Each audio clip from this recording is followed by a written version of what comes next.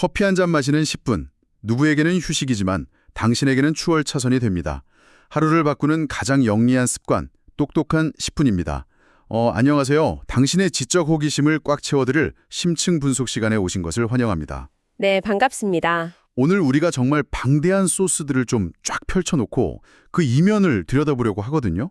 사실 지금 시장을 딱 보면 굉장히 기이한 모순이 하나 있습니다. 네, 그 코스피 지수는 막 연일 최고치를 경신하면서 축포를 터뜨리고 있는데 정작 투자자들은 무려 34조 원이라는 그 어마어마한 빚을 내서 약간 위태로운 베팅을 하고 있단 말이죠. 맞습니다. 그리고 동시에 진짜 알짜 자산들은 미국 시장으로 막 미친 듯이 빠져나가고 있거든요.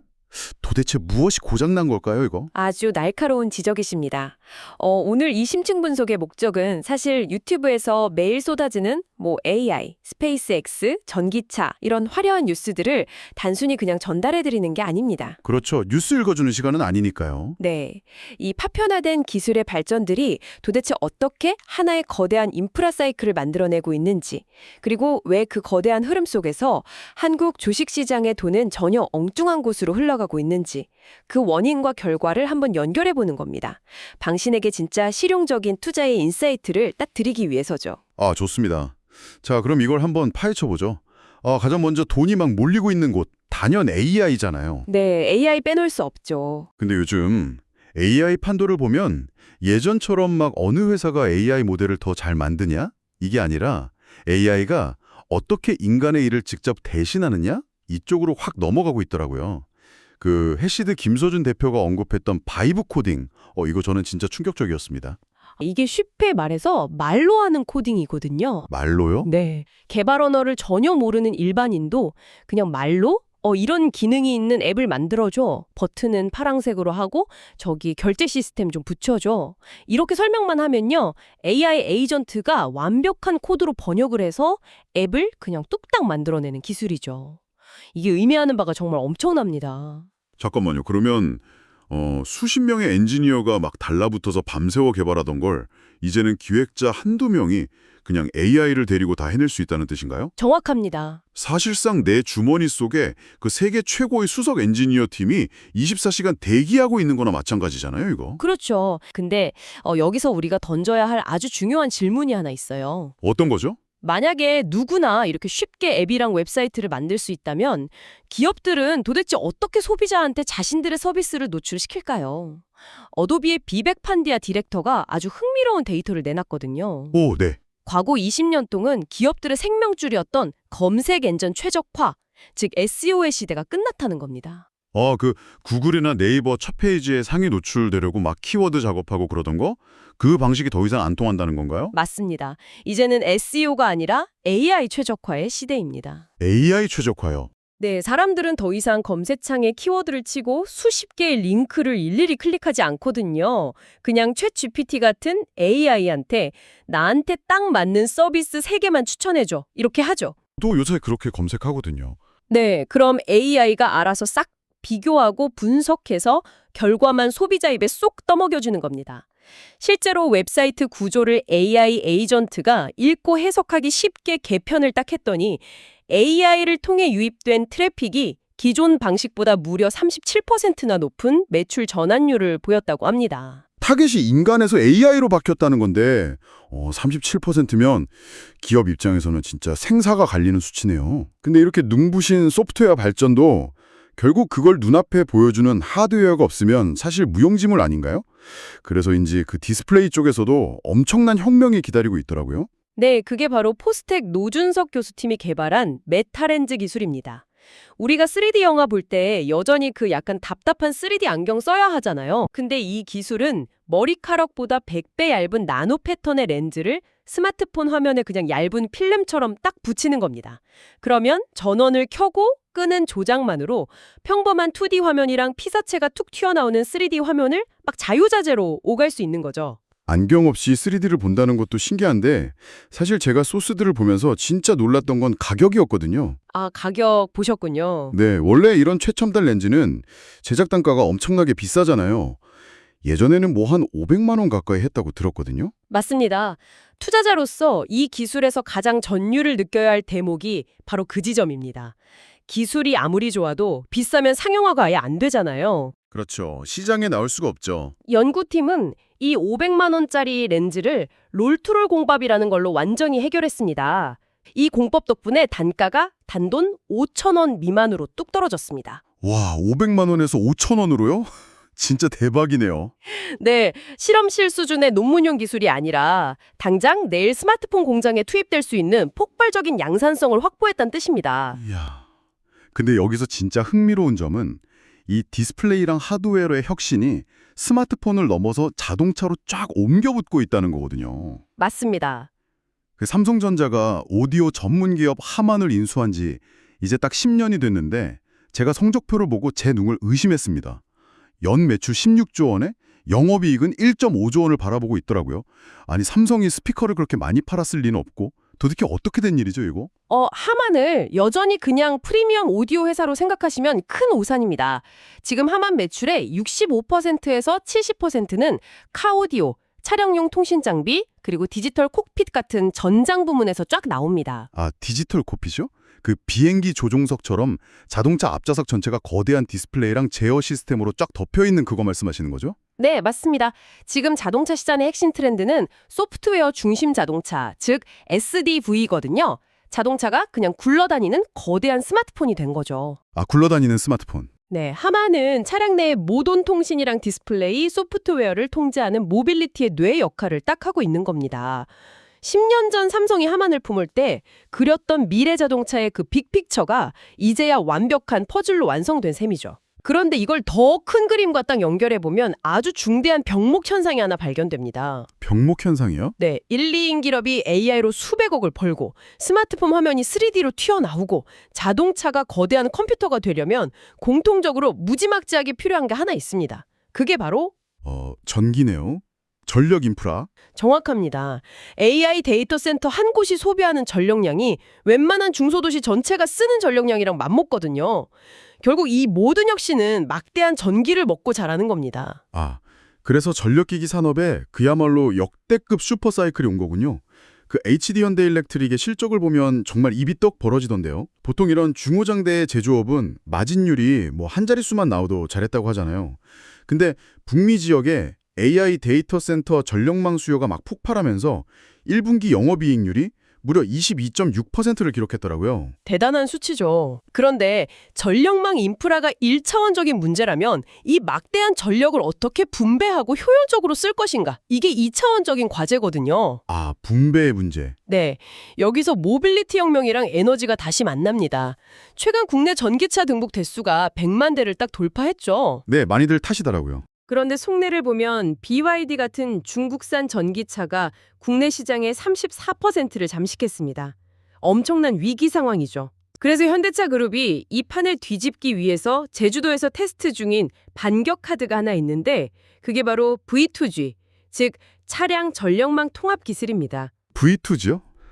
전기차를 전력망에 연결한다는 건데 솔직히 제가 전기차 오너라면 굳이 내 차 배터리를 한전 전력망에 연결할 이유가 있을까요? 귀찮게.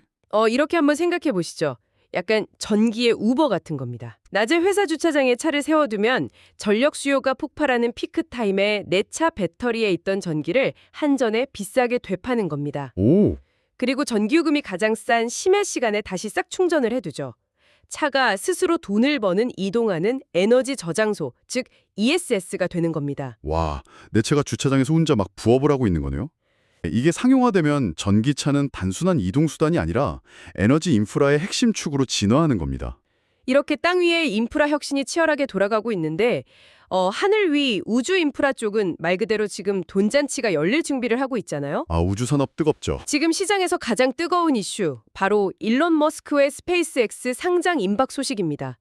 기업 가치만 무려 2,500조 원으로 추산되는데 이거 당장 우주 관련 주식 아무거나 막 사야 하는 거 아닌가요? 아, 이 대목에서 청취자 여러분께 꼭 당부드리고 싶은 게 하나 있습니다. 네, 이럴 때일수록 묻지마 테마주랑 진짜 수혜주를 명확히 구분하셔야 합니다. 스페이스X 상장설 돌자마자 우주라는 단어만 들어가면 주가가 막 널뛰고 있는데 실질적인 연결고리를 보셔야 하거든요. 예를 들어서 스페이스X 펀드에 실제로 지분을 태운 미래에셋이나 한국투자금융지주 혹은 위성통신 핵심 부품을 직접 납품하는 한화솔루션 계열 같은 뚜렷한 비즈니스 모델이 있는 기업을 찾아야죠. 아, 무늬만 우주인 회사를 조심하라는 말씀이시군요. 근데 뭐 우주 산업이 꼭 머스크만의 전유물은 아니지 않나요? 그럼요. 우주산업 역시 크게 보면 글로벌 인프라 수주전의 연장선입니다. 현재 전 세계 발사체의 90%를 쏘아 올리는 곳이 미국 플로리다거든요. 네. 근데 거기는 발사시설만 덩그러니 있지 발사체에 들어가는 수백만 개의 정밀 부품을 생산할 제조 기반이 턱없이 부족합니다. 이 빈틈을 바로 한국의 첨단 제조 기업들이 싹 파고들고 있죠. 상호 보완적인 동맹인 겁니다. 이 우주 인프라 구축의 흐름은 땅 위에서도 이어지는데 현대로템이 베트남에서 1억 10천만 달러 규모의 철도를 수주하고 LS 에코에너지가 동남아 전력 인프라를 쫙 깔고 있는 것도 결국 크게 보면 한국 기업들이 전 세계에 핏줄을 깔아주는 거대한 수주전의 일환으로 보셔야 합니다. 자, 지금까지 AI의 소프트웨어부터 디스플레이 렌즈, 전력망, 우주 인프라까지 이 점들이 하나하나 싹 연결되는 짜릿함을 느끼고 계신다면 잊지 마시고 구독과 좋아요 한 번씩 꼭 눌러주세요. 자, 그럼 이런 거대한 흐름 속에서 막대한 자금들은 지금 도대체 어디로 흘러가고 있을까요? 놀랍게도 전통적인 화폐가 아니라 디지털 자산, 가상자산 쪽으로 돈이 막 빨려 들어가고 있더라고요. 맞습니다.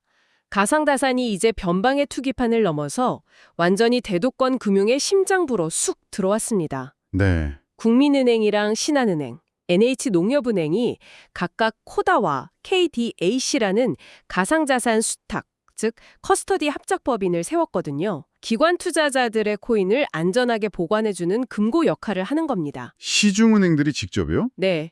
게다가 더 상징적인 사건은 며칠 전 국세청의 발표였습니다. 어떤 발표였죠? 체납자들에게서 압류한 521억 원 규모의 코인을 국세청이 직접 관리하지 않고 이 민간은행 수탁업체들에 딱 맡겨서 관리하고 매각하겠다고 선언했습니다. 잠깐만요. 국가기관인 국세청이 압류자산 관리를 민간은행의 코인 금고에 맡겼다고요? 네, 맞습니다. 와, 이건 정부가 가상자산 시스템의 신뢰도를 공식적으로 인정했다는 뜻 아닌가요?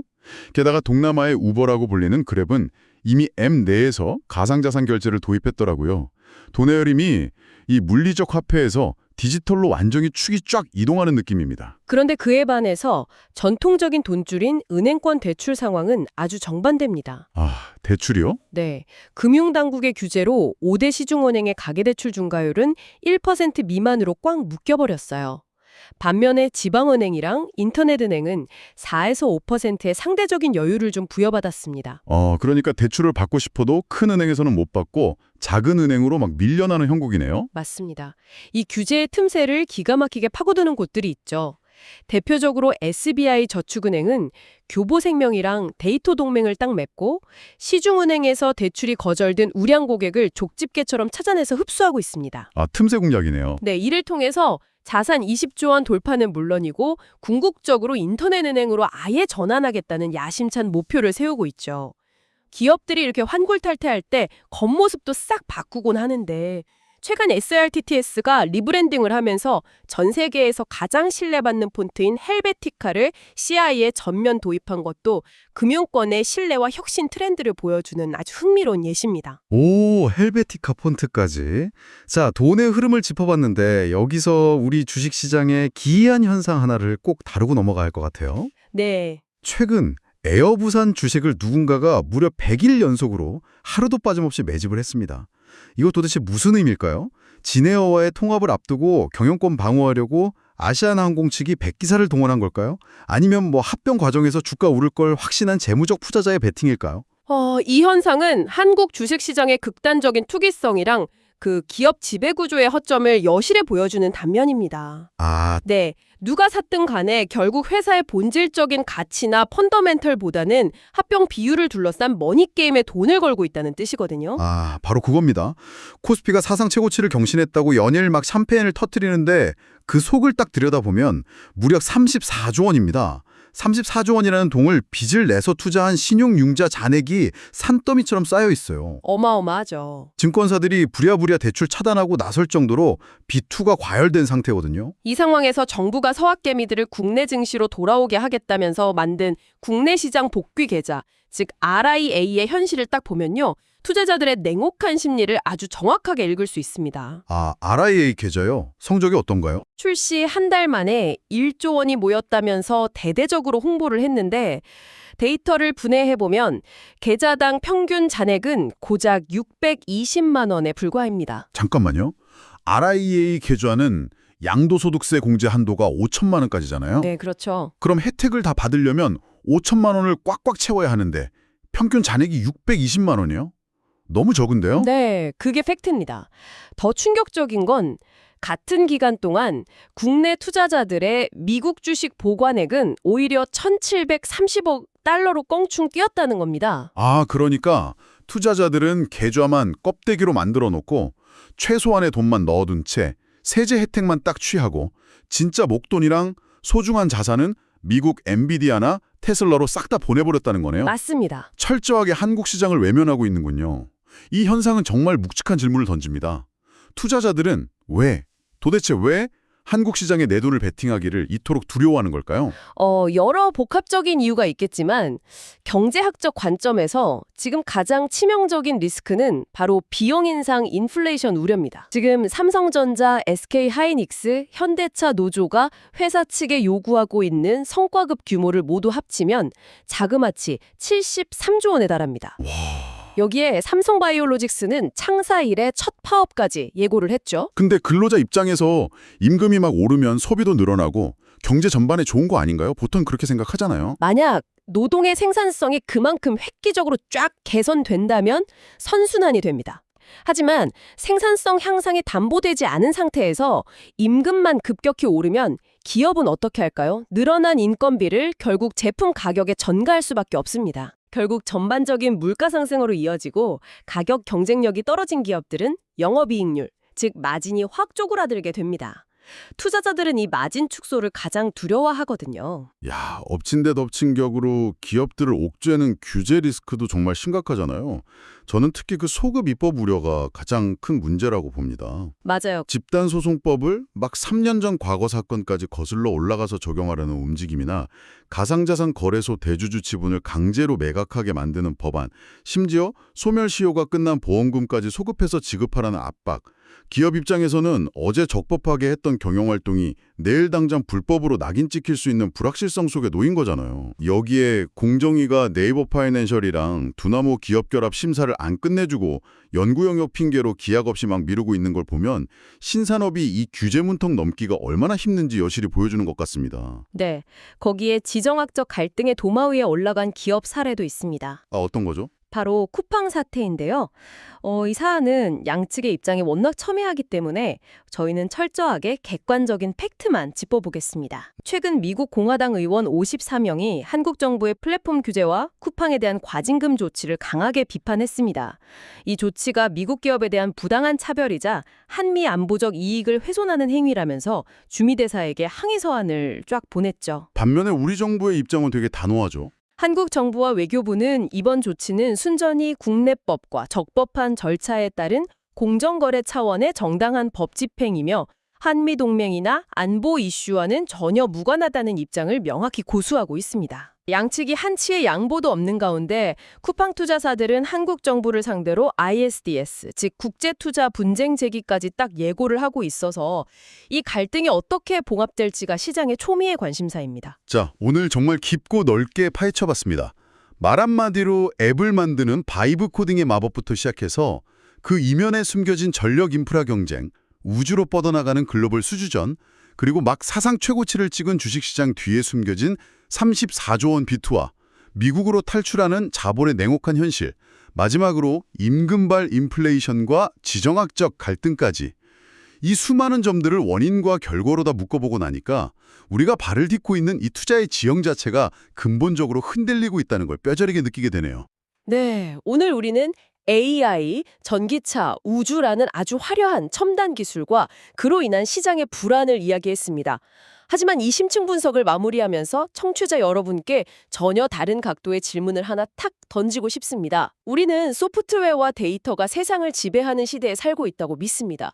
하지만 오늘 논의를 관통하는 진짜 병목은 과연 무엇이었습니까? 아까 말씀하신 전력 인프라, 자동차 배터리, 우주 발사체 부품 이런 것들이죠. 네, 그렇다면 이 모든 최첨단 혁신의 진짜 목줄을 쥐고 있는 건 역설적으로 구리와 희토류 같은 가장 원초적이고 물리적인 광물을 누가 지배하느냐가 아닐까요? 데이터 센터도 100만 대의 전기차도 전선과 물리적 자원 없이는 한낱 신기루에 불과합니다.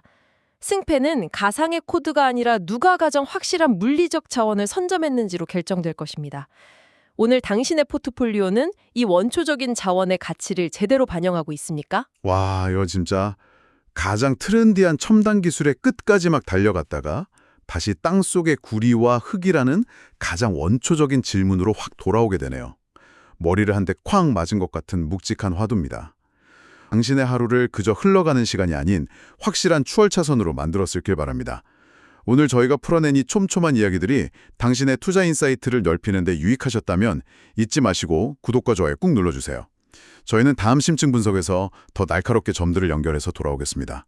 끝까지 함께해 주셔서 감사합니다.